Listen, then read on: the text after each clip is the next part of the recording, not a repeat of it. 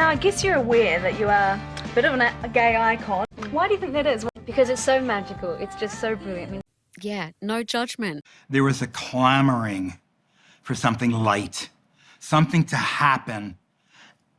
It was disco. Kylie is loved by the LGBTQ plus community for so many reasons. She's always been a friend to us. You know, she has embraced us right from the beginning, and she has a really special quality to her where she is a star, but she also feels like a pal, like a friend, you know. She's someone who isn't going to judge us. Kylie Minogue has transcended the pop star label to become something far greater, a gay icon. But how has she maintained this love over nearly 40 years and become such an enduring figure to the community? What does her sound and spectacle signify to the marginalised? And underneath the rhinestones and the hot pants, how does Kylie hold a mirror up to our hidden dreams and fears? I've done my research, so let's take a look into the many layers of Kylie's legacy and find out why she's an enduring symbol of queer joy. Kylie Minogue is a living, breathing archetype of the gay icon. Her career spanned across 5 decades, sometimes up. I feel totally rejuvenated. Like, this is, Padam's given me so much and I'm ready for it. Sometimes down, but ever present. Kylie's career took a major turn with her post-disco comeback as the new millennium began, ushered in by the release of Spinning Around, her first #1 in nearly a decade. After a lull in the late 90s, she didn't just return, she was resurrected. Enveloped in shimmering disco lights and golden hot pants, she re-entered the scene with renewed energy. But this wasn't just about reclaiming fame. For many in the community, especially in the aftermath of the AIDS pandemic, Kylie's music became a form of essential euphoric release. The pulsating earworms evident in songs like Can't Get You Out of My Head, Love at First Sight and In Your Eyes offered an escape from hardship. But to understand why Minogue's post-disco resurgence resonated so deeply with gay men, we have to examine the cultural context of the dance floor and how it has served as a sanctuary of liberation, rhythm, and fundamentally resistance. From its humble origins, dance music, and specifically disco, has always been more than just Saturday night entertainment. As dance critic Tim Lawrence put in Love Saves the Day, disco provided a safe space where bodies were free to express desires that mainstream culture condemned or ignored. In a society that typically wanted to erase or criminalise gay identity, the communal nature of the disco was one of freedom. As queer theorist Judith Halberstam has noted, disco spaces gave rise to the queer art of failure. Now you might ask, what is this failure?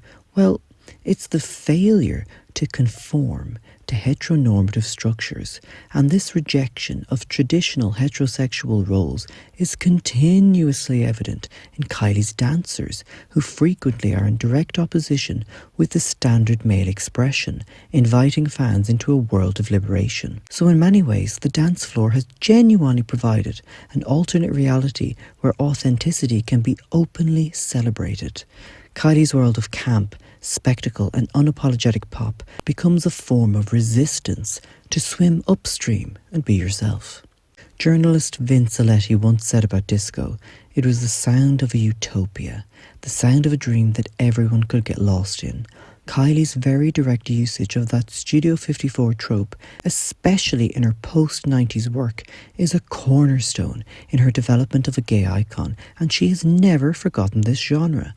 Look at the self-aware Your Disco Needs You, or the aptly titled #1 album Disco in 2020. One of the original disco icons, the trailblazer Sylvester, once said, "I don't believe in violence, I don't believe in war, but I can believe in change, and music can bring about that change." Disco is defiance. Disco is often dangerous. The Disco Sucks movement of the late 70s was a backlash against the growing popularity of disco music. The infamous 1979 Disco Demolition Night in Chicago saw hundreds of records publicly destroyed. And it's often been argued that white rockers were uncomfortable with the notion that many minorities were ultimately the catalyst of the disco era, and therefore opposition to disco stemmed in racism and homophobia. Kylie taps into a genre that was created by and for, in large part, marginalised groups such as gay men.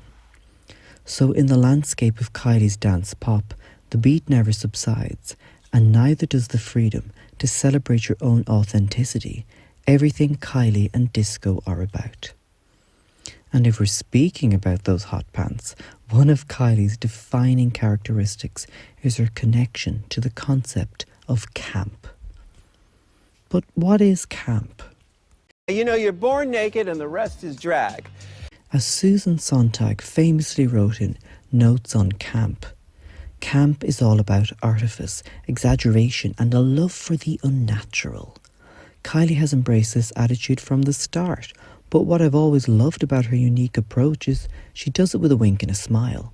From the iconic metallic gold hot pants and spinning around to the ethereal aesthetics of the Aphrodite tour, Kylie has always been drenched in theatrical extravagance. She seamlessly plays both the star of the spectacle and a knowing observer, fully conscious of the playful artifice at work.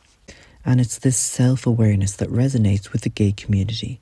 Kylie's camp is more than just surface-level fun. It functions as a deliberate engagement with the exaggerated femininity and glamour, forms that resonate with the marginalised as expressions of resistance and identity.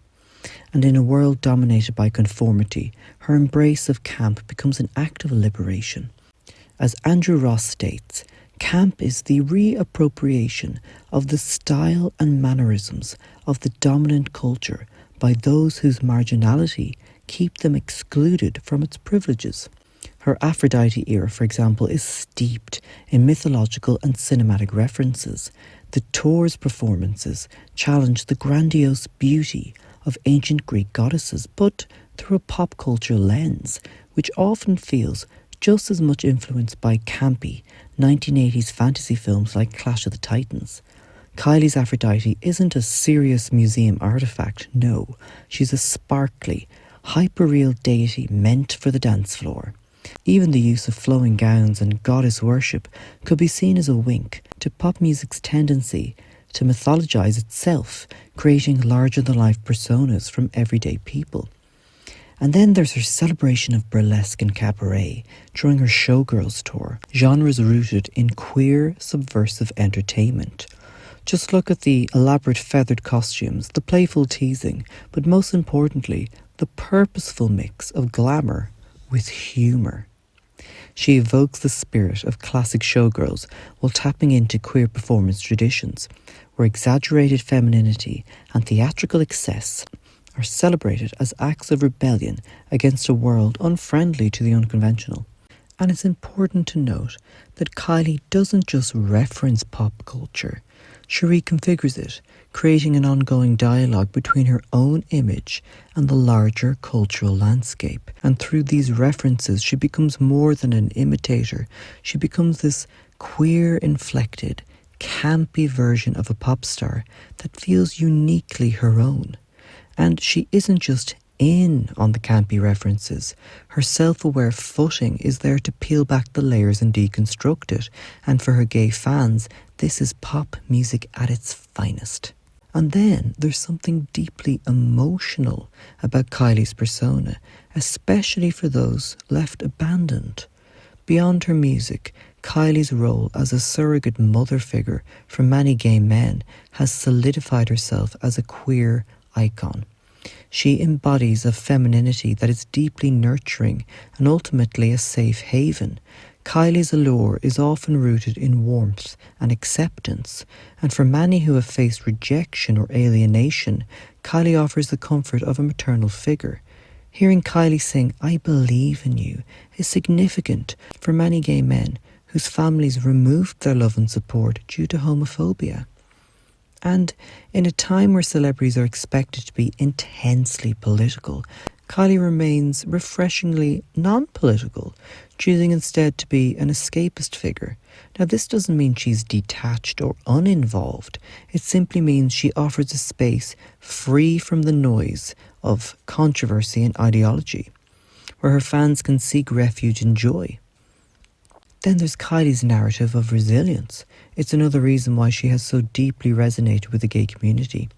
Her public battle with breast cancer in 2005 was met with grace and strength, and her courageous return to the stage afterwards only solidified her role as a symbol of survival.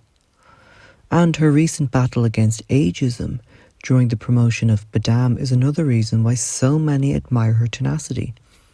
And she continues to tour and put out incredible club anthems decades into her illustrious career, and long may it continue. So thank you to Kylie, and thank you for watching.